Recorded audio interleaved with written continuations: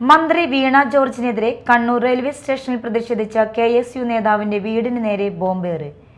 KSU Kozhikode ജില്ലാ general secretary ബിദുൽ ബാലന്റെ വടകരയിലെ വീടിന് നേരെയാണ് ബോംബേറുണ്ടായത്. സംഭവത്തിൽ വടകര പോലീസ് കേസെടുത്ത് അന്വേഷണം ആരംഭിച്ചു.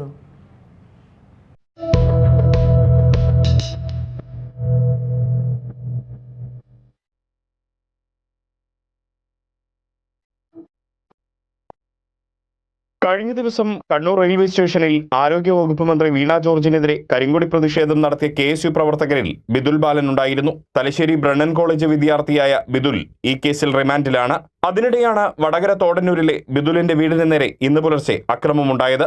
മുഖം മറച്ച് ഗേറ്റിന് മുന്നിലെത്തിയ രണ്ടുപേർ കൈവശമുണ്ടായിരുന്ന ബോംബ് വീടിന് നേരെ എറിയുകയായിരുന്നു.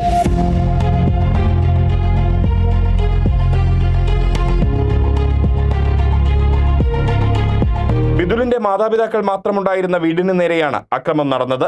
അക്രമത്തിന് പിന്നിൽ CPIM ആണെന്നാണ് KSUവിന്റെ ആരോപണം. അക്രമത്തിൽ വീടിന്റെ ജനൽ ചില്ലുകൾ പൂർണ്ണമായും തകർന്നു. വീടിന്റെ മുൻഭാഗങ്ങളിലും കേടുപാടുകളുണ്ടായി. സംഭവ സ്ഥലത്തെത്തിയ പോലീസ് അന്വേഷണം ആരംഭിച്ചു.